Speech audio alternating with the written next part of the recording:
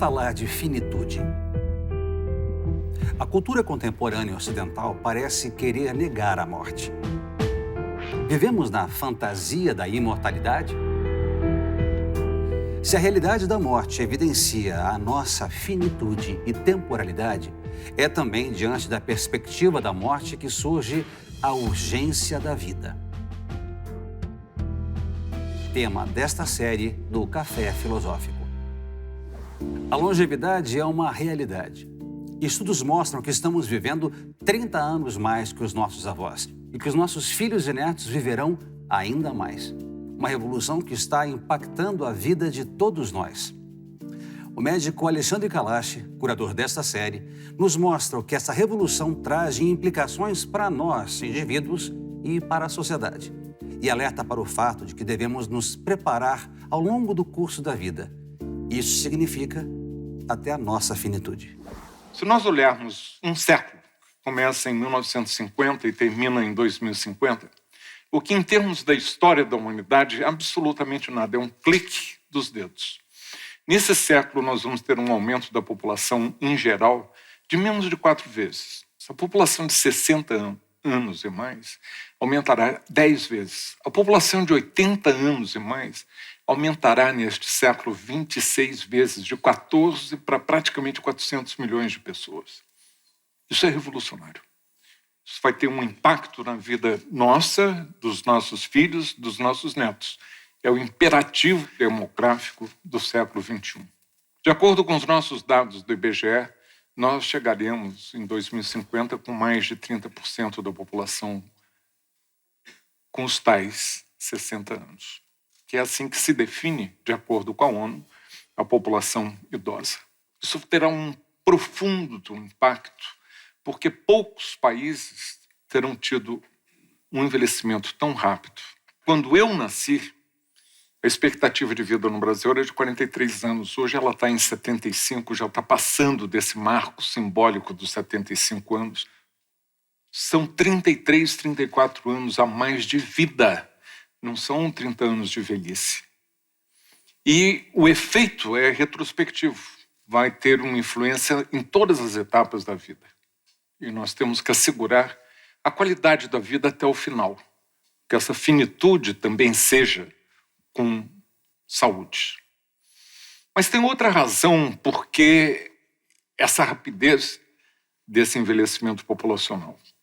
Nós estamos vivendo muito mais e os jovens estão tendo muito menos filhos. Desde o ano 2000, nós temos taxas de fecundidade que estão abaixo da reposição. Se um casal não tiver 2 filhos, esse casal não vai se repor.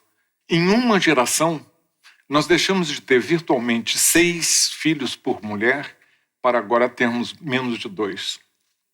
Então, essa é a grande velocidade. Isso é o que dá força e energia para essa transição demográfica, para esse envelhecimento populacional. Hoje nós temos cerca de 23 milhões de pessoas com mais de 60 anos. Daqui a poucas décadas serão 78 milhões em 2060. Todos os outros grupos etários, menos de 14, de 15 a 49, de 50 até 59, todos esses grupos estão diminuindo a proporção na população brasileira. O único grupo que cresce é o grupo que tem 60 anos e mais. Os países desenvolvidos, eles primeiro enriqueceram para depois envelhecer. Nós não. Nós estamos realmente com um desafio muito grande. E para que a gente possa responder bem, a gente tem que adotar uma perspectiva de curso de vida. Quando a gente nasce, a gente é completamente dependente de alguém que nos cuide, geralmente os nossos pais. E muito rapidamente a nossa capacidade funcional começa a aumentar. E nós chegamos ao pique da nossa capacidade funcional lá por volta dos 25 anos. Desde que você continue acima do limiar de dependência, que você tem 85 anos, mas você dá conta do recado, você tem as atividades de vida cotidiana, você escova o dente, come, vai ao correio, faz um telefonema, usa o Skype. Isso é o que define como que a gente pode viver independentemente. Se a gente está acima dessa linha de dependência, problema nenhum. O problema é quando a gente não chega ao pique dessa capacidade funcional e começa a cair muito rápido. E começa a cair muito rápido porque tem os determinantes sociais da saúde, nós somos filhos da pobreza, não temos um nível educacional adequado, não temos uma ocupação que nos dê prazer, temos péssimo transporte público, estamos estressados, começamos com hipertensão aos 30 anos, não nos cuidamos direito, não encontramos serviços adequados e pá! Aquela hipertensão pode se transformar num derrame e aos 60 anos você fica hemiplégico. Você pode estar vivo mais 30, mas a qualidade da sua vida não será igual. Nós estamos aqui para discutir finitude.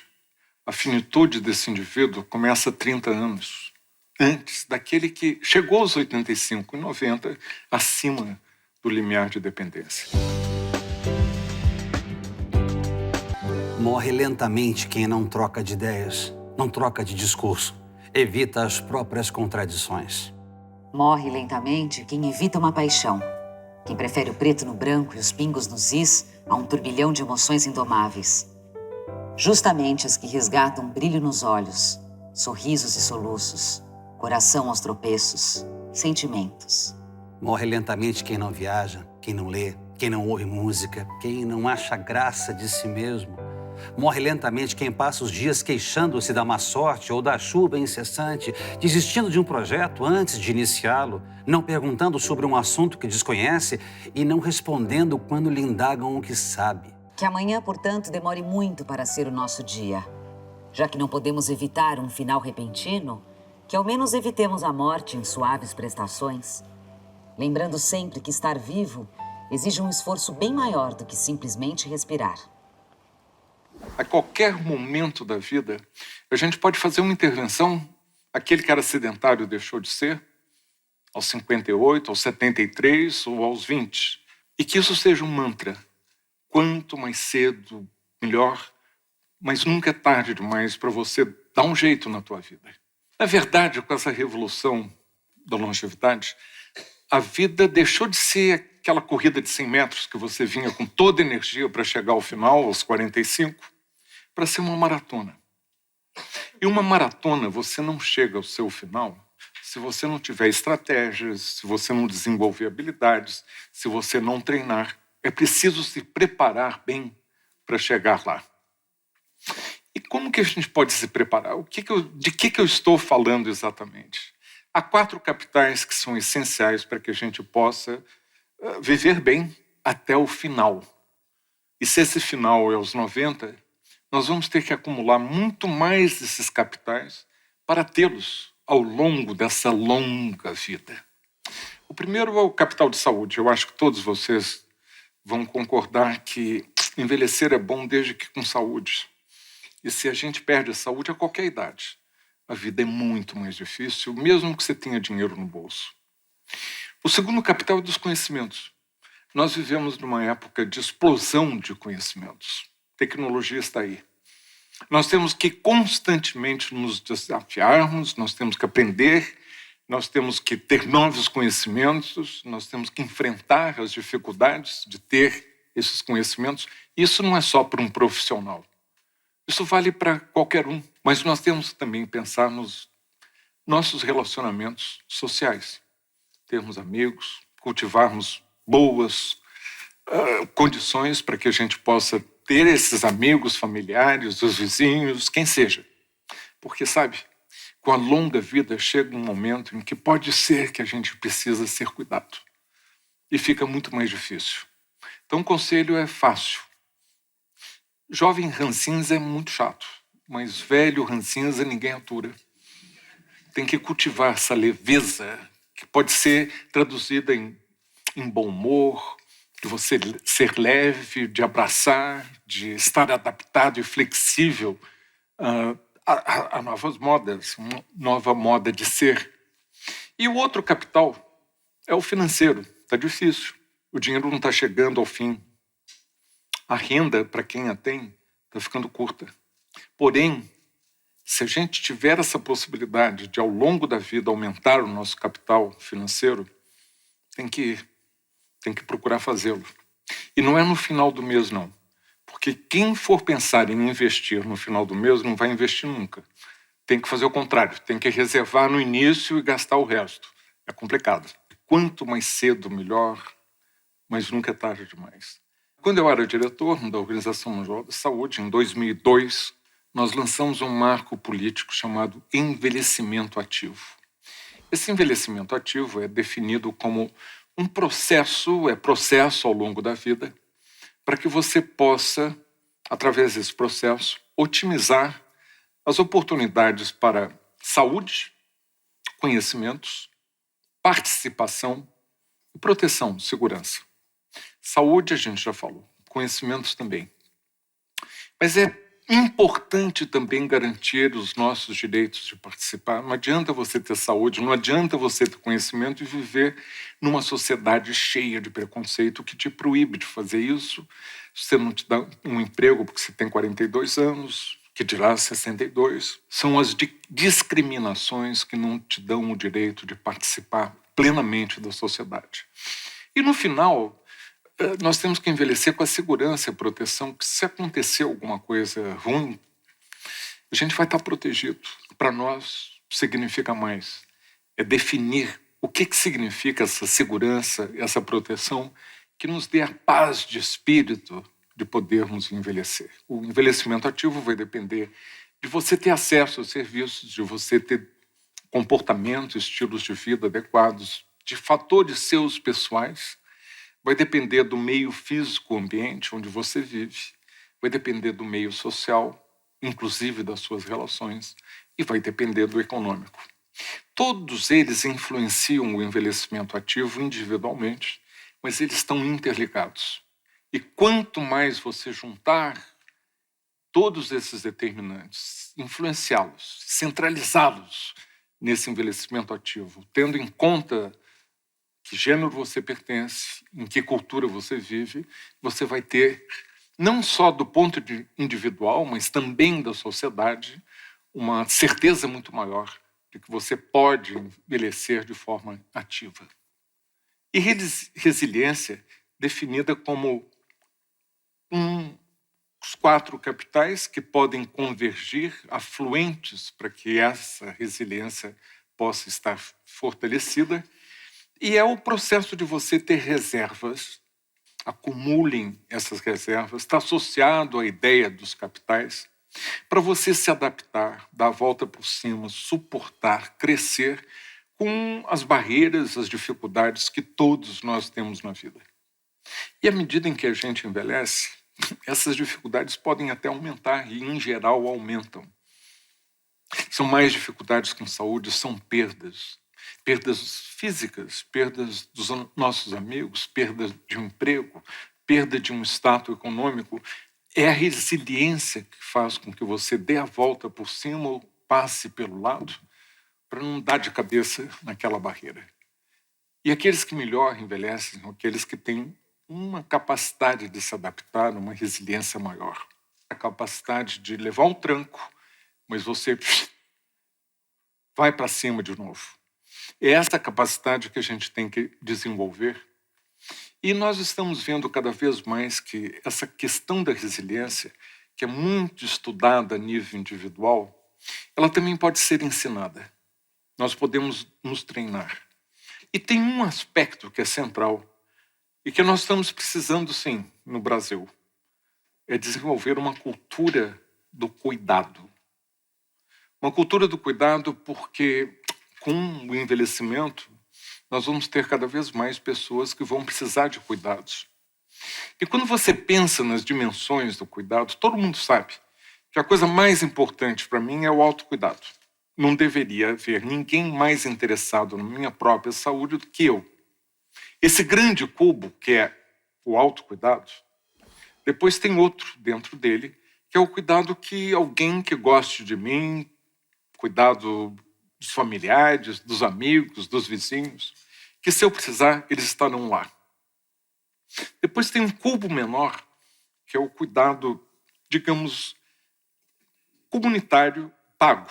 É alguém que é pago, é um médico, é uma enfermeira, nos países onde existe um sistema nacional de saúde para valer, como na Inglaterra e em países nórdicos, alguém que recebe para cuidar de você. E, finalmente, vem o institucional. Quando está tudo errado e te colocam numa instituição, um hospital, uma residência de longa permanência. No entanto, aqui no Brasil, a gente está fazendo errado. A gente está colocando muito dinheiro no institucional, pouco no comunitário, quase nada no cuidado informal e virtualmente zero para que eu tenha mais condições de poder, eu próprio, cuidar de mim. Isso tem que ser revisto com a revolução da longevidade. Recentemente eu fiquei sabendo de umas experiências muito bem-sucedidas no exterior, mas nenhuma delas ainda no Brasil, dessa estrutura de cohousing, ou seja, de condomínios para senior cohousing, condomínios para pessoas idosas feitos por eles mesmos, mas é uma estruturação de comunidade que se faz em torno de um apoio coletivo. Então, a pergunta é a seguinte: se na sua avaliação pessoal, isso de fato é uma solução promissora? Esses co-housings, a gente poderia chamar de república. É uma república. São pessoas idosas que resolvem morar, às vezes tem um apartamento que é muito grande, e através de amigos fazem essa decisão de coabitar. Essa é uma opção. Mas eu estou muito mais interessado nas opções e políticas que possam ter resposta do ponto de vista de moradia, porque boas políticas para o envelhecimento, elas transpassam por moradia, isso é super importante, a casa segura, a sua própria casa, se você tiver recurso, adaptá-la para que você possa envelhecer bem, que você possa evitar os acidentes, a maioria dos acidentes, estou falando de acidente, diz que acidente não existe. Os traumas, quando você tem uma queda, que em geral são dentro de casa, sobretudo dentro de um banheiro, fazer as adaptações necessárias. Esse é o primeiro passo. É você poder envelhecer onde você sempre viveu. Essa é a opção que as pessoas universalmente mais querem.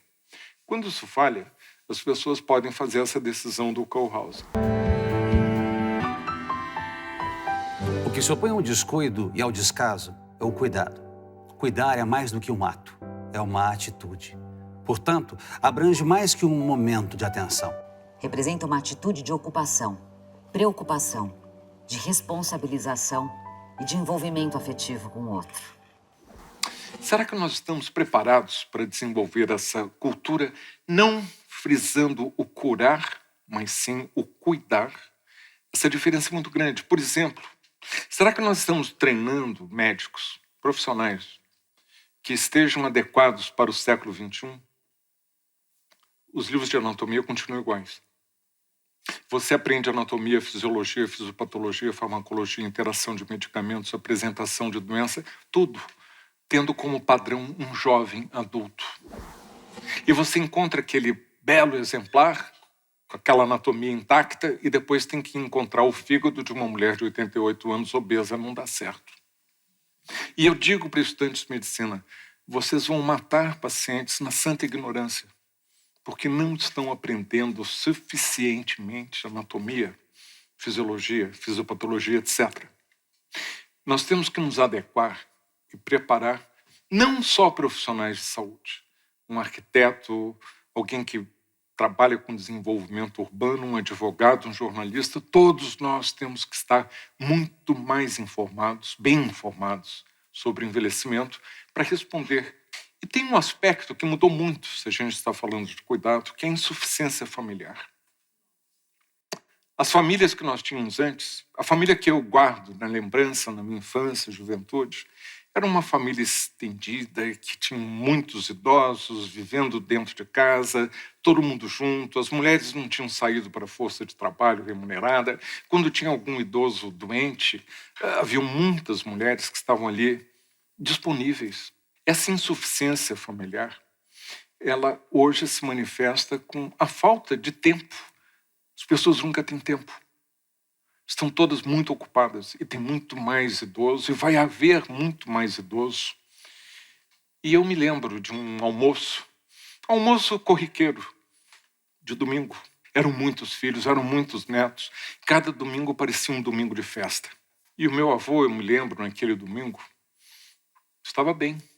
Mal sabia ele que 3 ou 4 dias depois, ele teria um derrame e sobreviveria mais 2 ou 3 anos. Não houve problema para cuidar dele. A finitude dele foi em casa, cercada da família, cercada de cuidado. Cuidado. Isso não se dá mais. Porque são muitos os idosos e o reservatório de cuidadoras, porque o cuidador tem um gênero feminino, está cada vez menor. Nós temos que pensar cada vez mais em prover os serviços adequados, planejar esse cuidado. Nós temos que educar, formar as pessoas, os profissionais adequados para dar essa resposta. E nós temos que pensar em respeitar os direitos dessas pessoas que estão precisando desse cuidado. Nós temos que pensar nos direitos em todos os níveis. Os direitos dos idosos à saúde, à educação, ao trabalho, ao lazer, o direito de participar integralmente da sociedade, e também o direito de parar, de descansar, de ter o descanso definidos por eles, não impostos pela sociedade. O direito a ter cuidado, sobretudo para aqueles que são os mais frágeis, aqueles que estão precisando de assistência, aqueles que estão com problemas cognitivos importantes, porque eles são os que menos capacidade terão de manifestar a sua autonomia, os seus desejos, o que eles querem. Nós temos que ter, sobretudo, o direito de ter cuidado até o final da nossa vida. Nós temos que pensar nas trajetórias do fim de vida. E a gente tem que se preparar para todas as eventualidades, porque se você não se preparar, com todos aqueles capitais que eu falei antes, com todas aquelas reservas que eu falei, não só financeiras, mas de você procurar a saúde para que você possa prolongar esse tempo acima do limiar de dependência, tudo isso faz parte daquele processo de curso de vida em que você está pensando também na finitude, coisa que a gente tem muita dificuldade, sobretudo em nossa cultura. A finitude é importante ser pensada com essa perspectiva da revolução da longevidade, porque quando eu era estudante de medicina, as mortes eram com frequência na infância, eram por doenças infecciosas agudas, a morte era rápida. Hoje, cada vez mais, a morte é um evento na tal terceira idade, acima dos 60 anos, se não dos 70. Mais de 2/3 de todas as mortes no Brasil são por doenças crônico-degenerativas. 74%. E temos muita morte por acidente, nós temos muita morte por violência, por causas externas. Nós sabemos que ao longo da nossa vida, nós podemos acumular muitos fatores de risco para essas doenças não transmissíveis. Imaginem se vocês pegam aqui desde a infância 2 indivíduos e depois vai acompanhando e um chega a acumular muito risco para as doenças não transmissíveis e outro da mesma idade com muito pouco. Não é função da idade, ou pelo menos majoritariamente não é função da idade. É a função dos nossos estilos de vida, como nós vivemos, onde nós trabalhamos, como que a gente faz escolhas. Isso é que vai fazer com que essas tais doenças possam ser as nossas doenças fatais, mas, sobretudo, se essas doenças vão nos acometer aos 60, aos 50, aos 40, enquanto que um escandinavo ou um canadense vai tê-las também, mas aos 80, aos 90. Pense nisso. Porque depende muito do nosso comportamento como é que a gente vai chegar a essa finitude. Nós temos ainda uma excessiva mortalidade nos homens. Os homens morrem muito mais frequentemente desde a infância até chegar aos 80 anos. Morre por causas infecciosas, morre por acidentes e causas externas, a violência, por doenças cardiovasculares muito mais cedo do que as mulheres, até que aos 80 anos as mulheres também acabam morrendo. Então, somente nesse grupo etário é que há mais mortes, porque tem muito mais mulher idosa do que homem. E elas, claro, acabam morrendo. Sempre os homens liderando. Em parte, isso é construção social. Porque você não se cuida, você é homem, você é macho, você não pode se queixar. Você não tem menstruação, você não vai ao médico, você não faz pré-natal, você não leva filho ao médico. Tudo isso cria uma intimidade da mulher com o serviço, quando existe médico, que faz com que o homem fique muito mais retraído. Menino não chora.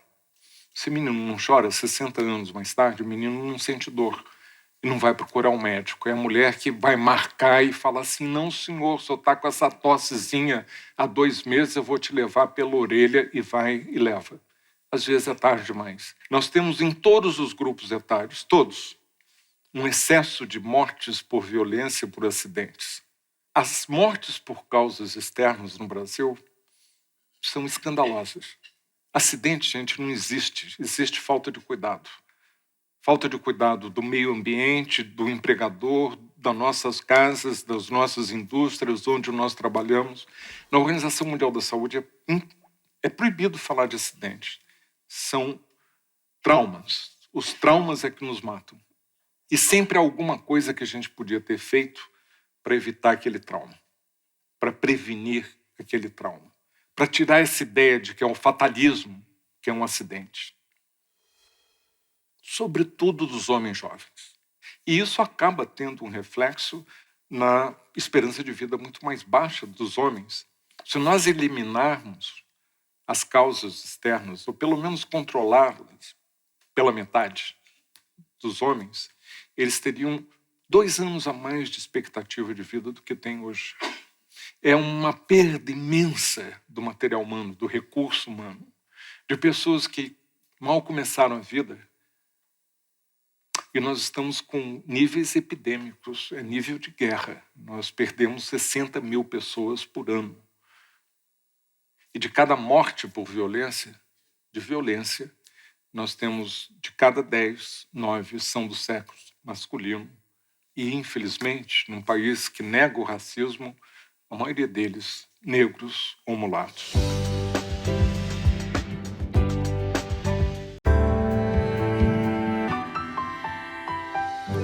Pode-se comparar a existência de um indivíduo a um rio, pequeno a princípio, estreitamente encerrado entre 2 margens, arremetendo com entusiasmo primeiro os seixos e depois as cataratas. A pouco e pouco o rio alarga-se. As suas margens afastam-se. A água corre mais calmamente e, por fim, sem nenhuma mudança brusca, deságua no oceano e perde sem sofrimento a sua existência individual. O homem que na velhice pode ver a sua vida desta maneira não receará a morte, pois as coisas que o interessavam continuam. Muitas vezes, a gente culpa o indivíduo. A culpa é sua. Você não se cuidou. Devia ter feito uma dieta melhor. Mas será que a gente pode culpar essa imensidão de pessoas pobres que mal podem se alimentar, que não escolheram aquele estilo de vida, que foram sempre excluídas, que não tiveram o exercício da autonomia como nós temos? Nós temos que ter essa sensibilidade para perceber que a escolha do fim da vida não cabe ao indivíduo na maioria das vezes. São os determinantes sociais que levam a isso, porque é uma diferença muito grande de como você está envelhecendo e como aquele que vive na rua. Os extremos são imensos e esse é um país dos extremos, de desigualdades. E nós temos que tentar que pelo menos o final de vida dessas pessoas seja com dignidade, seja com um mínimo de acesso a serviços. E será que nós também estamos mais sensibilizados para respeitar as grandes diferenças, a diversidade? Um grupo de jovens é muito mais similar entre si do que um grupo de idosos que já teve várias décadas para acumular diferenças, em todo sentido, de gênero, de grupo socioeconômico, de religião, de profissão, de ocupação, de preferências sexuais, de tudo que se acumula, e que você aos 70 anos vai ser muito mais diferente como um grupo do que um grupo que tenha 18. E a gente, em geral, trata todo mundo como os idosos. Dos 60 para os 110 são 5 décadas. Eu estou na mesma caixa que a minha mãe com 98. Somos todos os idosos. E nós temos que perceber muito mais essas diferenças, essas diversidades, inclusive para respeitar, na hora da morte, na hora da finitude, quais são suas escolhas, na hora daquele cuidado. O cuidado já não se dá mais em casa pela insuficiência familiar que eu falei antes, por todos esses condicionantes que a gente tem que estar de olho para se preparar. E vocês me permitam personalizar. Eu, quando fiz o mestrado em Londres, em 75, há muito tempo, foi o meu primeiro estudo sobre envelhecimento. Eu cheguei num país envelhecido e, de repente, eu soube, por uma notinha num artigo, no Lancet, grande revista médica, que a imensa maioria, mais de 80% dos médicos geriatras que trabalham no Reino Unido eram e são do sul da Ásia. Médicos considerados de segunda categoria, que vêm da Índia, não são, do Paquistão, de Bangladesh, etc., e que acabam indo trabalhar na Inglaterra por várias razões e acabam ocupando as vagas que há menos competição, geriatria. Eu resolvi, então, fazer um estudo para entender por que a educação médica está falhando, não interessando em geriatria, sendo o país tão envelhecido. E eu queria, em particular, saber quais são os determinantes de satisfação de trabalho desses médicos. O que pode explicar desde o início quem é que vai ser geriatra e feliz? Só tinha uma pergunta que diferenciou um grupo do outro. E essa pergunta era ter morado debaixo do mesmo teto com os avós na infância e na adolescência. Aqueles que tinham uma intimidade com os idosos estavam felizes com a escolha profissional. Os outros que não tinham essa familiaridade tinham ido para lá por razões econômicas. Era uma forma rápida de chegar e ascender ao topo da carreira. Então, fui fazer outro estudo também para o mestrado, com estudantes de medicina antes e depois deles terem um mês numa enfermaria geriátrica. O objetivo era de que esses estudantes se interessassem mais por geriatria, por cuidado dos idosos, etc. Eu estudei 9 grupos, antes e depois. Em todos os grupos, as atitudes eram melhores antes do que depois, ou seja, tinha sido contraproducente. E eu aí fazia grupos focais com esses grupos de estudantes, para que eles me explicassem. Eu dizia: os resultados são de vocês, eu sou brasileiro, não estou entendendo nada. E aí eu perguntava, por quê? E eles diziam: está espantado? Você nos tira da medicina tecnológica, cheia de glamour, que a gente acha que vai salvar a vida. Nós somos jovens, nós temos 20 anos. E de repente você nos coloca aqui, nesse ambiente que até o cheiro da enfermaria causa um impacto. Com esses pacientes com úlceras de decúbito, mal cuidados, negligenciados, a família não visita, com múltiplas patologias, muitos estão demenciados, muitos estão deprimidos, a gente não consegue entender. Eu nunca passei mais do que meia hora conversando com uma pessoa idosa, nem na minha família, e agora você nos coloca aqui nesse fim de linha? De novo, era a falta de familiaridade. A gente mudou nessa escola médica de Londres e agora a maioria das escolas do Reino Unido, muito em função dos resultados desse estudo, mudaram. Eles, em vez de colocarem os estudantes no tal fim de linha, eles apresentam um grupo de idosos, 5, 6, e você vai segui-los ao longo do curso médico. São pessoas, não são pacientes. E alguns chegam à finitude, alguns morrem. Faz parte da vida. Mas não é você entrar naquele ambiente em que você não está preparado, porque nunca tinha tido contato íntimo com uma pessoa idosa na sua vida. E eu vou particularizar, eu vou voltar à minha infância. E eu falei, quando eu encontrei esses achados, garoto, você foi um menino de sorte. eu vivia cercado de idosos. Eu vinha para Campinas, ou para São Paulo, ou para Belo Horizonte, família grande, espalhada.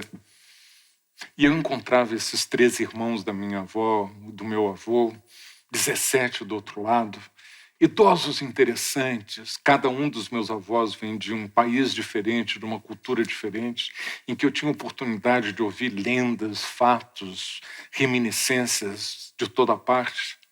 E eu tive a sorte de ter a Aurora na minha vida. A Aurora era uma mulher do século XIX, minha avó. E quando eu tinha 15 anos, ela veio morar conosco, tinha ficado viúva, meu avô morreu. E pouco depois ela teve um câncer. Esse câncer durou 3 anos. E minha mãe chegou e falou: meu filho, você que vai ser um médico da família. Eu sabia que eu tinha liberdade total de fazer o que eu quisesse, desde que fosse medicina. Eu disse: então você vai me ajudar a cuidar da minha mãe, da sua avó, que te quer tão bem. Queria mesmo.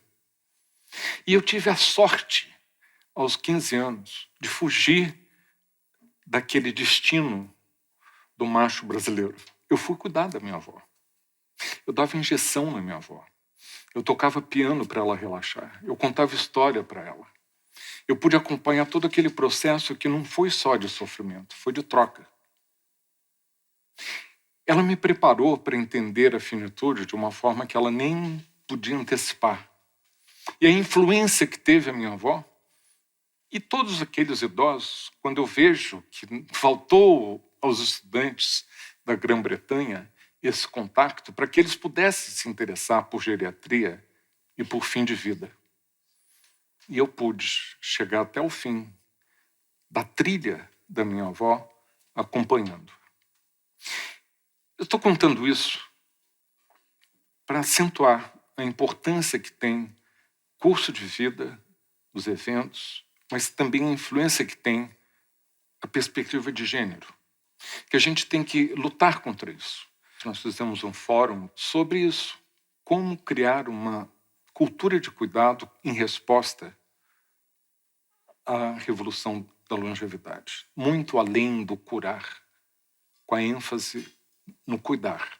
De criar uma cultura do cuidado que seja sustentável de acordo com a nossa condição socioeconômica, que seja economicamente viável, que seja universal, que seja para todos.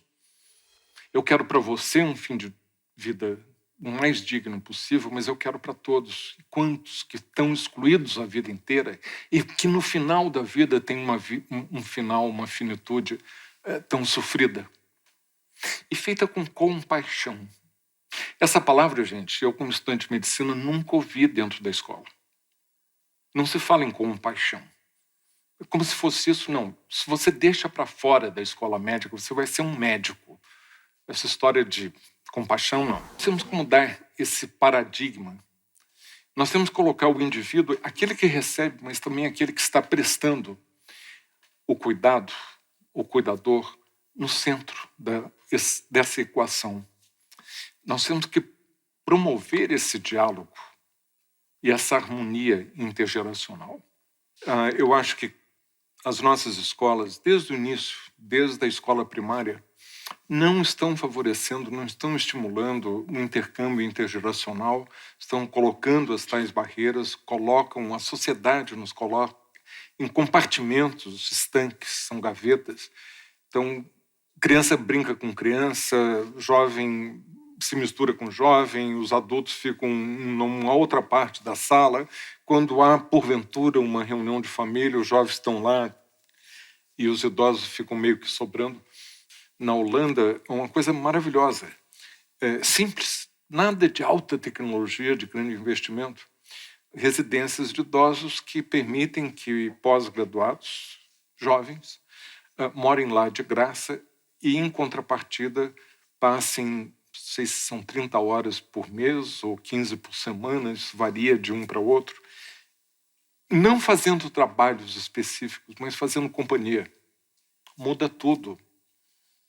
Gera uma dinâmica super interessante da velhinha que antes estava ali deprimida, voltada só para as ziqueziras e as queixas e as dores, e de repente o jovem passa a ser um amigo e sai com ela de motocicleta. E de repente a outra que, assim, eu te vi entrar com uma loura ontem à noite, hein?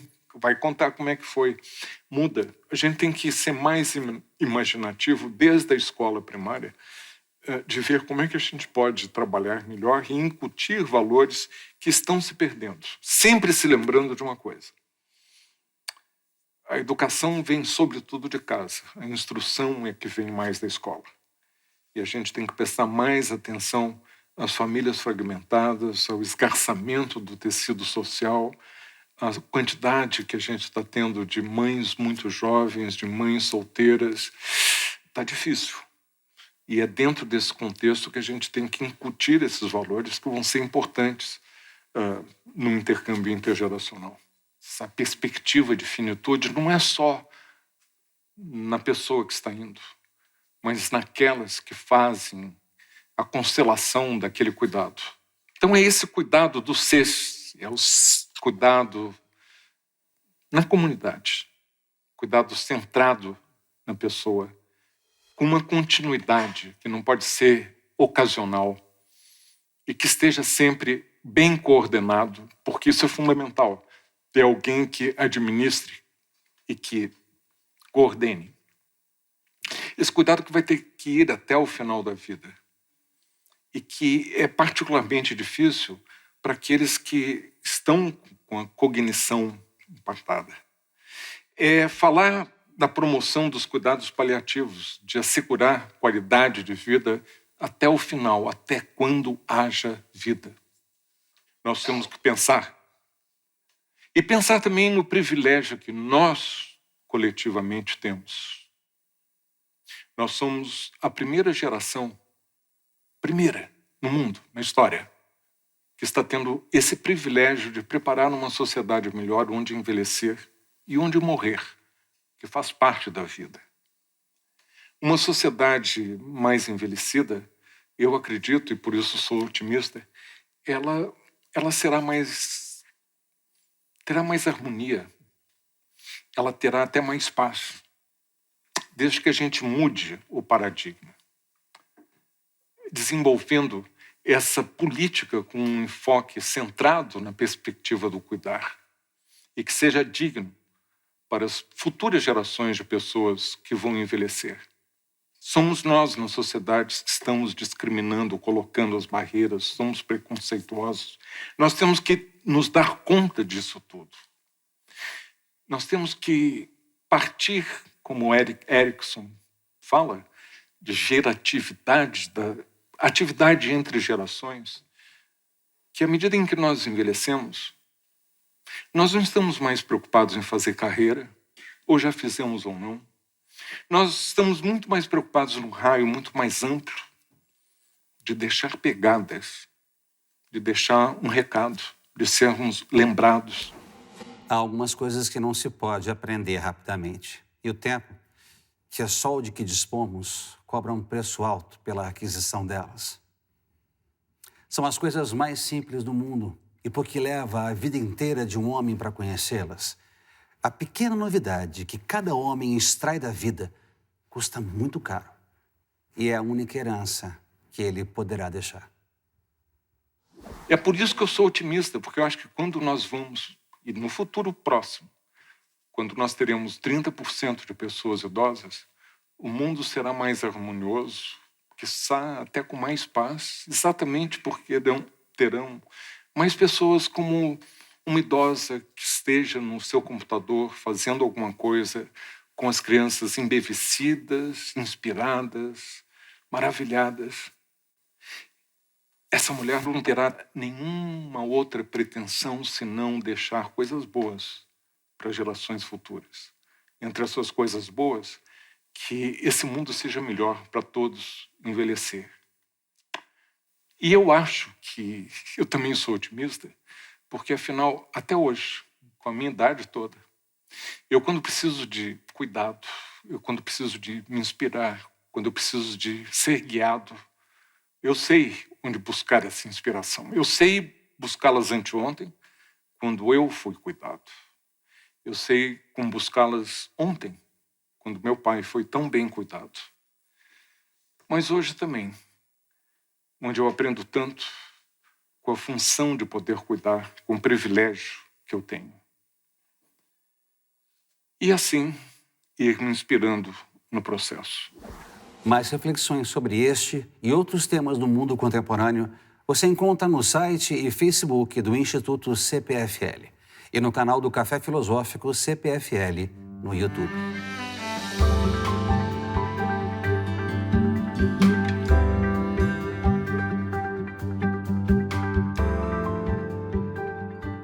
Não é só um aumento na expectativa de vida. Nós temos que nos preocupar quantos desses anos serão vividos com saúde.